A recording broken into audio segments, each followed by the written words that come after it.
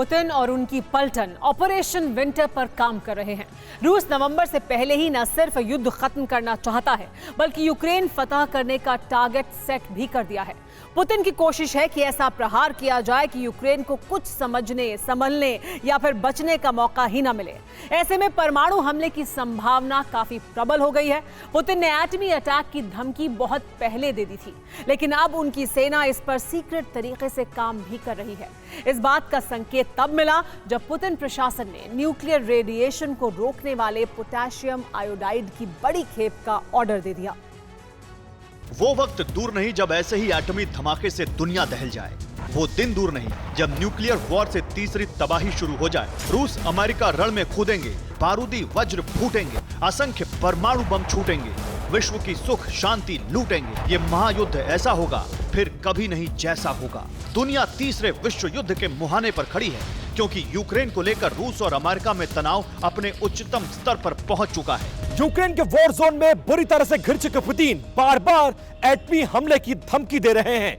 ये धमकी कभी भी हकीकत में बदल सकती है। पुतिन की थ्रेट के बाद सुपर पावर अमेरिका रूस के लिए अंतिम चेतावनी जारी कर चुका है कि अगर पुतिन की पलटन ने एटमी वॉर छेड़ी तो अमेरिका उसे छोड़ेगा नहीं। लेकिन पुतिन पर इस वार्निंग का कोई भी असर होता हुआ नजर नहीं आ रहा है।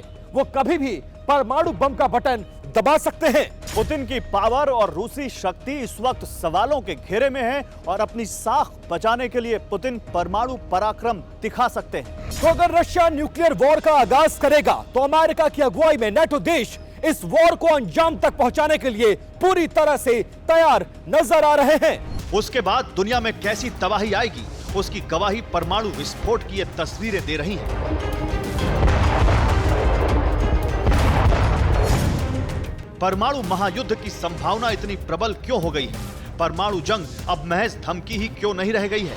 इन सवालों का जवाब आपको तब मिलेगा जब आप अमेरिका के secretary of state Antony Blinken का ये ऐलान सुनेंगे। ब्लिंकन ने यूक्रेन को रूस के खिलाफ पश्चिमी देशों से प्राप्त हथियारों को इस्तेमाल करने की खुली छूट दी तो रूस आक्रोश की आग में जल उठा। वॉशिंगटन में रूस के राजदूत एनातोली एंटोनोव ने कहा कि अमेरिका यूक्रेन युद्ध को एक खतरनाक रुख दे रहा है। परमाणु हमले को लेकर पुतिन के दिमाग में क्या चल रहा है ये किसी को नहीं पता। इसीलिए बाइडेन ने खुफिया एजेंसियों को काम पर लगा दिया है। अमेरिकी इंटेलिजेंस एजेंसियां रूसी सेना और उसके कम्युनिकेशन पर बारीक नजर रख रही हैं, ताकि रूस की तरफ से किसी भी न्यूक्लियर मूव के बारे में तत्काल पता चल सके। इस बीच रूस ने जो कदम उठाया है उसने सबको डरा दिया है। पुतिन प्रशासन ने भारी मात्रा में पोटेशियम आयोडाइड खरीदने का फैसला किया है। $86,000 से आयोडाइड दवा खरीदी जाएगी। इसके लिए सिर्फ 4 दिन का वक्त दिया गया है। सवाल यही है कि आखिर रूस ने अर्जेंट बेस पर इतनी भारी मात्रा में आयोडाइड क्यों खरीदा? कहीं पुतिन परमाणु बम का बटन दबाने वाले तो नहीं? ये प्रश्न इसलिए क्योंकि आयोडाइड वो दवा है जो न्यूक्लियर बम के रेडिएशन से बचाती है। एटमी हमले के बाद यही दवा काम आती है, यही उसके जहरीले प्रभाव को कम करती है। तो सवाल यही है कि क्या एटमी हमले से पहले पुतिन पूरी तैयारी कर रहे हैं?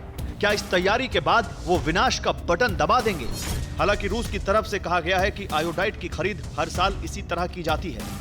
इसमें कुछ नया नहीं है, लेकिन जानकार मानते हैं कि पुतिन ने यह कदम अपने परमाणु प्लान के तहत ही उठाया है।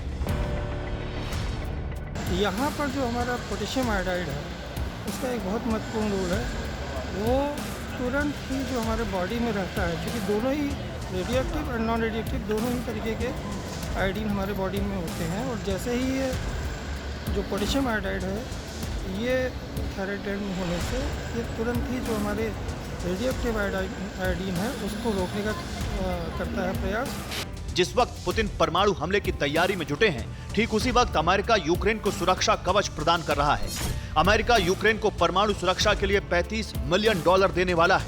इसके साथ ही यूक्रेन को $1.1 बिलियन के हथियार भी सप्लाई करने वाला है। अमेरिका और नेटो देशों की तरफ से यूक्रेन को लगातार मिल रही यही वो सैन्य मदद है जिससे पुतिन का पारा बढ़ता जा रहा है। अब पुतिन का एंगर इस लेवल पर पहुंच चुका है कि वो एटम बम फोड़ने के मोड में आ चुके हैं। ऐसे में सवाल यही है कि क्या ये न्यूक्लियर युद्ध रुक पाएगा? Bureau report, TV9 Bharatvarsh.